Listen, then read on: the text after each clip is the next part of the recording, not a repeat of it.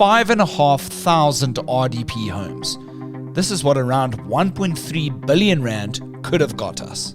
Instead, that's how much you and I have spent as taxpayers to protect the president and his executive since 2020. And this cost may only increase. The Hawks only get 300 million rand more than the VIP. They get 2.6 billion a year for this year. So government is spending almost the same amount of money protecting themselves than the police unit that should investigate a lot of them. And even worse, the forensic labs, which has been struggling for years. In December, there was a 140,000 case backlog. They only get 1.8 billion. We crunched the costs of the SAPS VIP protection program with News 24 senior parliamentary journalist Jan Gerber next.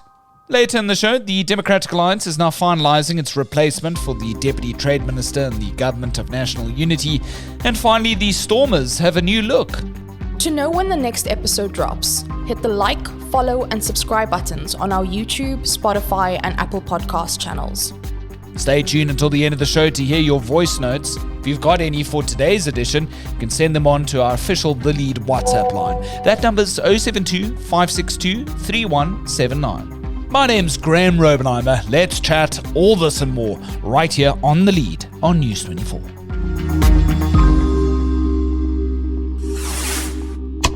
$1.47 billion rand. This is how much the government has spent on protecting its VIPs from the 2020 to 2021 financial year to date.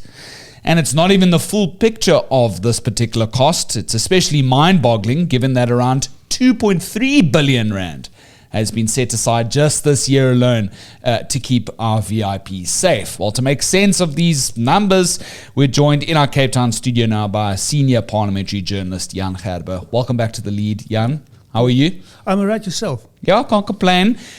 Look, let's start with this. I thought let's sort of get it out of the way.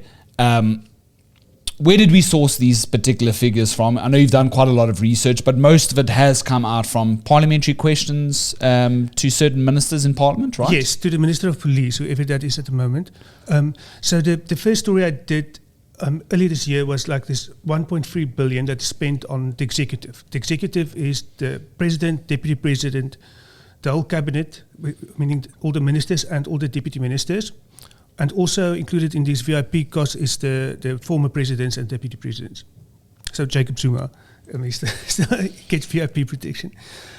Which people often forget. Yeah. So last year, the police, the state, actually ferried him across the country to campaign against the ANC, which some people might enjoy that irony. But so that information came from a parliamentary question to the Minister of Police, who was then Senzo Mchunu. And then the figures I added yesterday also came from a parliamentary question to the Minister of Police. I'm not sure who answered it. The timing suggested it would have to be, came out during the time of Gwedi Mantashe, but I'm not 100% sure about that. So that is like one set of information, and I've been reporting out on several budget cycles. The police annual budget which they present to the police committee in Parliament, which also gives you a picture of how it relates to the other programs in the police, the VIP budget versus the detection budget, Right. Which I think is more important because it tells you about the government's priorities. And what I find also quite interesting before we move on is that some of the main MPs are asking these questions and are opposition parties other than the DA actually? The DA has been on this issue for a while. In fact, Andrew Whitfield, he was the DA's spokesperson on police in the previous Parliament. He doesn't have VIP protection anymore, of course, but he was driving that issue. I think one time he said they should stop that and use the money for visible policing or something. So it's long been an issue for opposition parties. At the moment, it's still the DA. They're still looking into it. The police committee is chaired by a DA member, of course, and then the EFF also came out strongly about it in this year's budget cycle. And the other parties as well, like Rise Mzansi and Action SA, who serves on that committee. So MPs are concerned about it. So far, they haven't done anything to stop it. But it's been going on for a while. It's been interesting to see, just as a quick aside, to see Action SA pick up a lot of the things that the DA had previously championed as being, official opposition, right? In the different parliaments have passed. Yes. So, I mean, like a lot of the Action SA staff and like senior members are former DA members, like Mashaba, the leader, Michael Bowman, I think he's General Secretary or National Chairperson. He has a DA background. And Eiffel Trollop was a former DA parliamentary leader. So they're very much in that style of opposition politics that the DA had. They make very good use of parliamentary questions. And they're also the party who really tries to get Parliament to enforce ministers' compliance with these questions. Right. Okay. Let's get into the numbers, right? You've done excellent research, Jan. There's 4 categories of SAPS VIP protection for South African notable figures today. The first, as we understand it, members of the executive, right? That's president, deputy president, and cabinet ministers, right? And deputy ministers. Maybe I should just explain that deputy ministers aren't part of cabinet. So it's the executive. That's I refer to the cabinet and the deputy ministers. So that's the first category. That's the one that receives the bulk of the spend. Most of the money is spent on them. These are also the people who decides how government's money is being spent, interestingly enough. Then the second category is like members of... how much was that for that spend, if I may ask?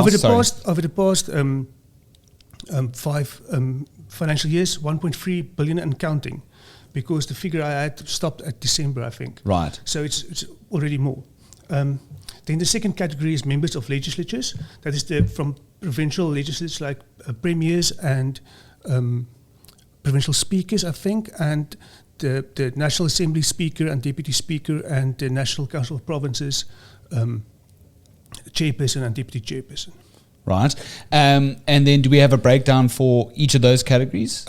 How much is it for the legislatures? I think you did a very nice handy graph in your latest. I think that was about 71 million, if I... 100%. Ding, ding. Well done. And then the third category is the judiciary. So that's the Chief Justice, Deputy Chief Justice, and the Judges President. I didn't actually know that, and I feel a little bit naive for not knowing that. In actual fact, those very senior members of the judiciary also get VIP protection. Of course they do. Yeah, and I mean, if anybody should get VIP protection, it's them, I would say, especially previous CJ Judge Zondo, he needed it. 100%, yeah. So they get about 45 million. Well done, yeah. So you have the judiciary gets less money than the politicians. And then there's like a weird category called ad hoc VIPs. I was waiting for this. The explanation is super vague. It's basically anybody that the state security agency says, well, not only the state security, assuming the police needs VIP protection. So what? Could it be like whistleblowers? Could be whistleblowers, it could be MPs, it could be foreign dignitaries, I suppose. Yes, people coming into the country, state, heads of state, whatever. Yeah, because dignitaries, like foreign dignitaries, when they're in the country, they also get VIP. So I assume it would be them mostly. But I mean, I know there was a time that Julius Malema got VIP protection. Right. He was an opposition MP at the time. So it's stuff like that. They got like 53 million, if I recall correctly now. Let me check. Jeepers. Jan, everybody is doing this off the top of his head, and it just shows you how thorough he is with his research. But importantly, of the 1.47 billion that you've managed to cobble together with all the information, and you've put into this fantastic graph in your latest piece, which is still doing very well on the front page of News 24, bulk of police's VIP protection costs spent on the executive. It's still leaving out a big portion of the spend of these past 5 years. And what is that, yeah? Not included in those figures are the salaries of the protection officers. I'm not sure how many protection officers there are. I think it varies. But that's the biggest driver of costs in the police, like salaries. Also not included is the vehicles that's used for protecting these people. Like, say it's the protection for the president. So the presidency must buy those blue light vehicles. So that's another big cost driver. And I think there's also for the travel, it's also not included. Also the VIP protection officers, they get like 100 hours per month overtime because of they obviously work ridiculous hours looking after these people. And then I've also thought quite interestingly, and it started to make sense for me because remember, blue lights are sort of banned in the Western Cape, right? Yeah, that's also a good question because does that legislation still stay? It's something I also start questioning myself quite a lot. It goes back to the old days of Transport MEC Robin Carlyle here in the province. But I know that in the past, some DA MECs have sort of shunned away from having blue lights. And so that might have been a cost saver. Do you have any evidence to back up that that might be the case? I mean, they still have these cars. Right. Also, earlier this year, I did a story about DA leader and Agriculture Minister John Steenhuisen's cars. Yes. It was a question from Action SA, and his car. It wasn't like the most expensive car. Like a lot of ministers get really expensive cars, but it had the blue lights. And I mean, the DA was make a big show of we're not going to use blue lights. So his thing is. It has the blue lights because it has to have it, but it doesn't use it, he says.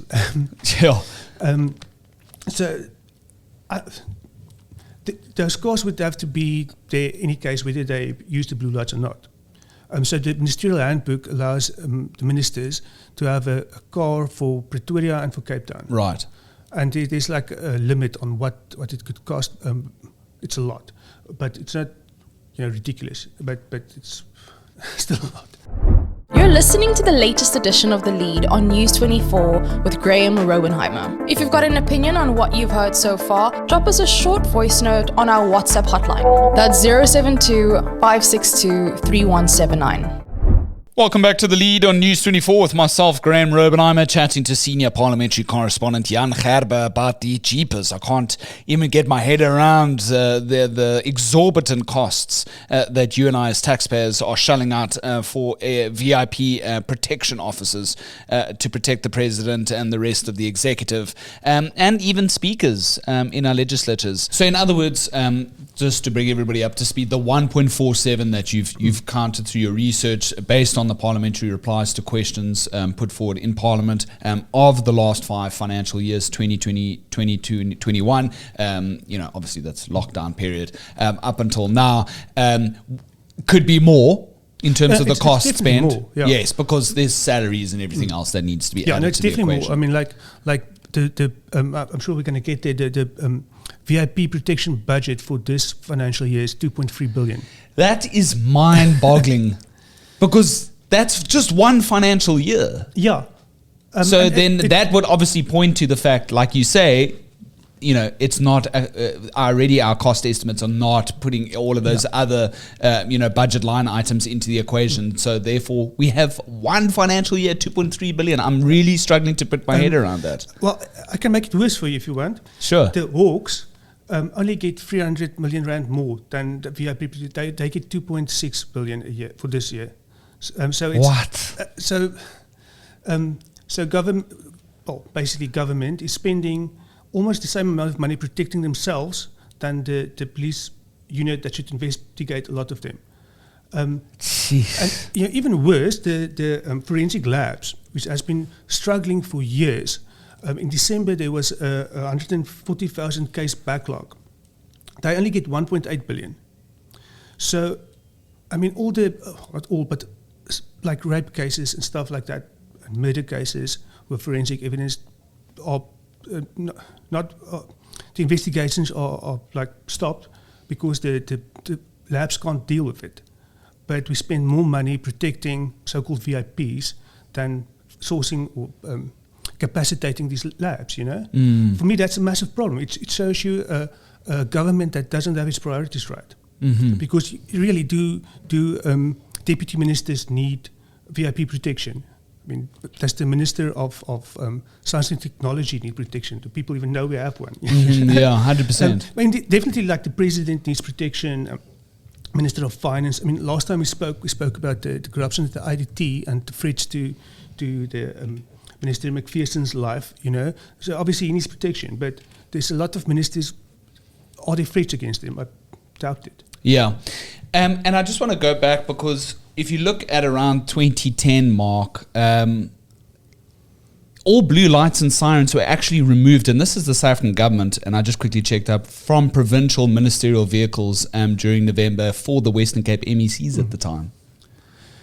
That's quite interesting, because then that would, the question would be, if MECs are left out, and you've already sort of illuminated that in your report, that there's some MECs that might not be using these SAPS protection officers, if they're not using the blue lights and the sirens since 2010 for some of the DA MECs here, that might be the case then, right?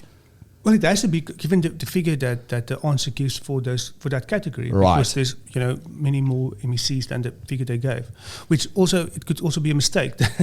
Maybe there's a digit missing and there's many more VIPs getting. But also I worked out the cost per so-called VIP according to those figures for the members of legislatures and for the judiciary, and it came about like 3.2 million over the 5 years per so-called VIP. So, and those figures were the same for that category and for the judiciary. Sure. So it suggests that not all, unless they left out a whole category of MECs, but it's possible. It is possible, right? But we don't have definitive proof that that's the case. But I don't. But the point I want to make is that it's definitely more than 1.47 billion that has been spent on VIP protection. I mean, like this morning. I mean, okay, the listeners won't know, but our office is next to the CTICC, the Cape Town International Convention Centre, and there's a G20 event here. And Cyril Ramaphosa addressed that event. So it's a bit like Checkpoint Charlie around our building, and I saw like several visible policing vehicles outside. So there was one like visible policing Atlantis. Now I can assure you that the people of Atlantis need visible policing more than we needed here at the foreshore. 100%. So it's like it's not only the allocated VIP resources that get used for these events. It's like general police resources as well, seemingly. Yeah, last night leaving the newsroom I left a little bit late, I think around 7:30, and it was just, the central SAPS station and Metro Police vehicles and traffic cops were just around the circle here on the foreshore. It was really packed out. What can 1.47 billion rand of spent on protecting all of these people be better used for? I don't know about 1.47, but I crunched the numbers when I did the 1.3 billion story. For 1.3 billion, you can get 8,500 teachers, entry-level teachers per year, or 5,500 state houses. Sure. That will make a difference to a lot of people's lives. But, somebody on the other side of the coin, and obviously somebody who might be in government, might argue, Jan, that given the high rate of, council assassinations, especially in areas like KwaZulu-Natal, etc., that, protection of the people that run this country is super justified in that regard. I do agree that some people need to get protection. I mean, it's obvious. But I am concerned about, first of all, that not all of them need protection. The amount spent. And for me, it's like part of like a bigger problem with, first of all, a misalignment between government's priorities, especially in terms of crime fighting. Like every SONA, President Ramaphosa says fighting corruption, biggest priority. But you spend almost as much money protecting your cabinet than you do investigating corruption. Same with GBV, big priority, but our forensic labs aren't functioning properly, and we're spending more money on VIP protection. Similarly, on a different scale, it speaks to a more important problem for me. It's like we have this like oligarchical political class who insulates themselves with state money from the issues that affects normal everyday people. I mean, I think of, they get VIP protection, but the rest of us must just deal with crime. When we had load shedding, I almost forgot the word for load shedding. The ministers all had like generators installed, state paid, because now they have to do their work like the rest of us had to do as well. So the travel expenses, there's this. They are like separated from the people they're supposed to, and I think that's a large part of why government isn't functioning as it should, because the the governing class are removed from the people The that govern. disconnect is It's just a so big large. disconnect, Yeah.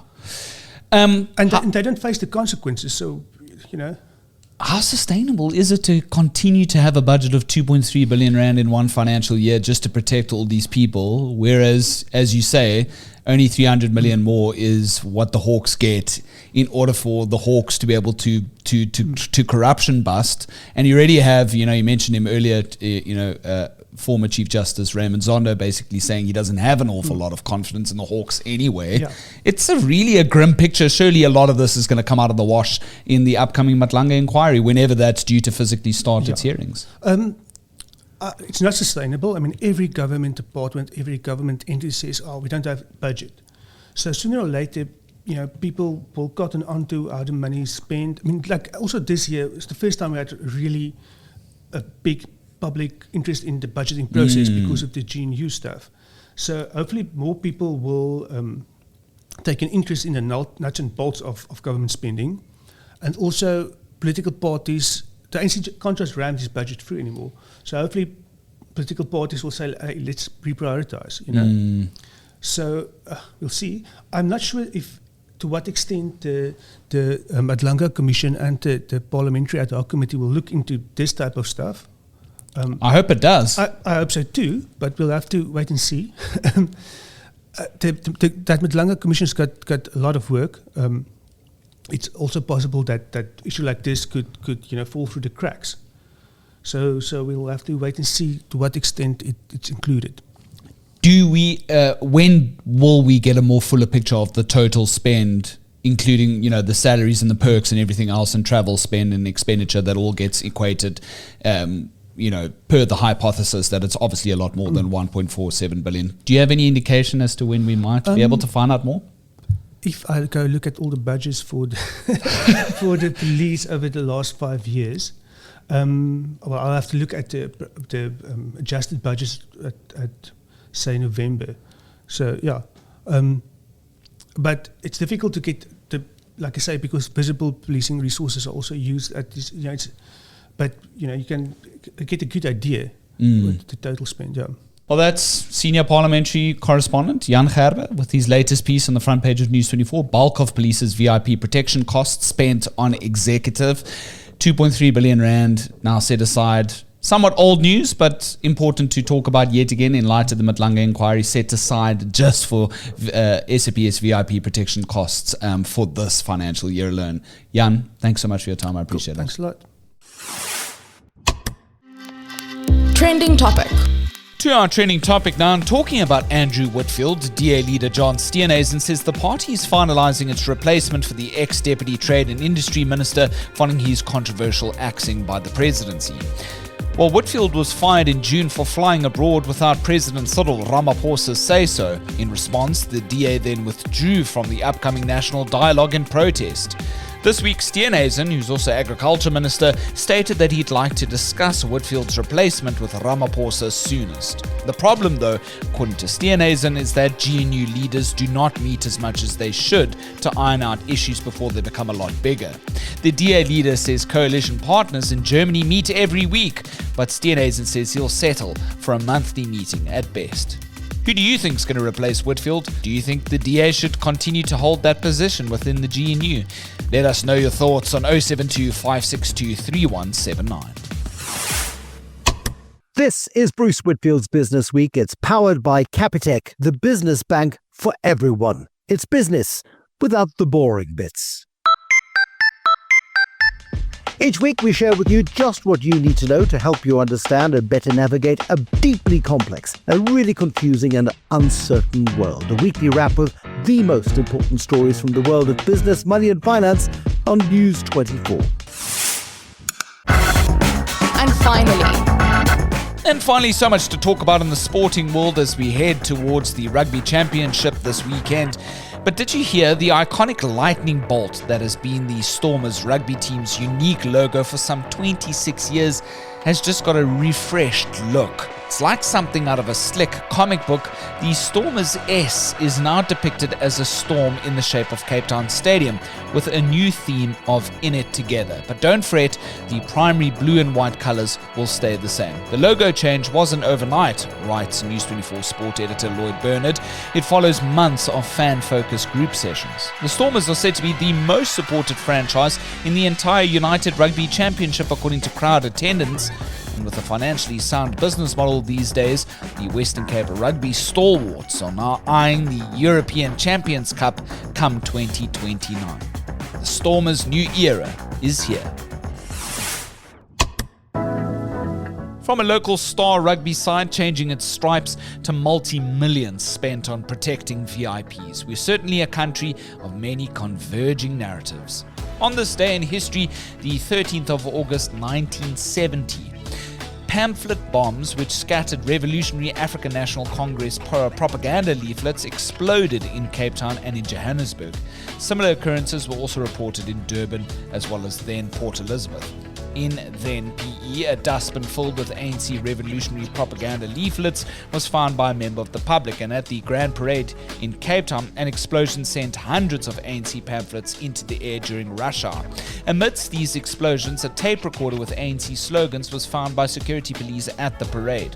In Johannesburg, pamphlets were discovered outside the Rand Daily Mail building, and during an interview with Cape Times, Police Commissioner General J.P. Gous said that, quote-unquote, "It is almost certain whites are behind the series of pamphlet bomb explosions that distributed ANC propaganda in several major South African centres last week." That's according to South African History Online on this day in history, the 13th of August, 1970.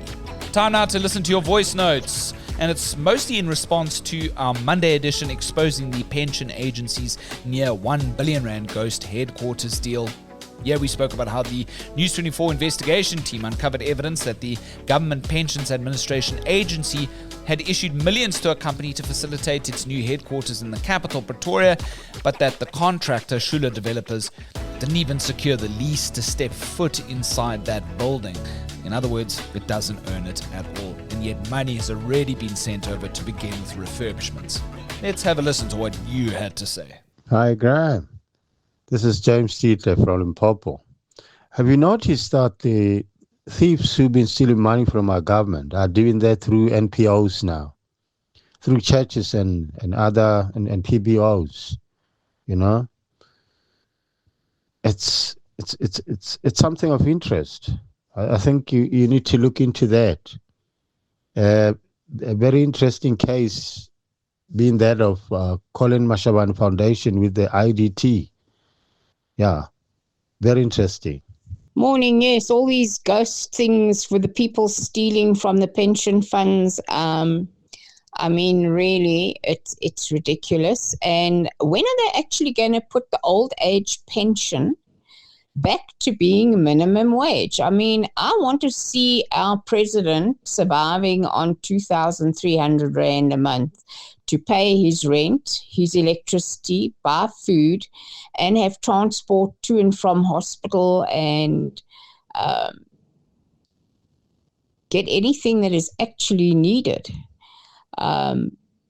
Because, I mean, over 40 years ago, the pension was 970 Rand a month. Minimum wage was 960. It's now 40 years later, and we're only getting 2,300 Rand because they keep stealing from the pension fund. Now the latest one is that they're using the money from our pension fund instead of giving us a decent pension to fix the roads in Johannesburg and wherever it's needed fixing for this summit meeting or whatever they're going to have. I mean, this is ridiculous. They must start looking after the South Africans and stop feeding their own pockets. I think what they need to do is actually take all cabinet ministers' salaries for 3 months and put it back into the pension fund and let them live off 2,300 Rand a month and see how they like it. You know it's never going to happen. Anyway, thank you so much for your voice notes. If you'd like to keep them coming in relation to anything you've heard in today's edition, you know what to do. Send us your voice notes to 072 562 3179. Hit like, follow, subscribe, Rate us on any of the platforms you're currently listening to The Lead on. We really do appreciate all the support thus far. We've got one more show for the rest of this week. And until then, my name's Graham Robenheimer. So long as there's news, we'll have The Lead.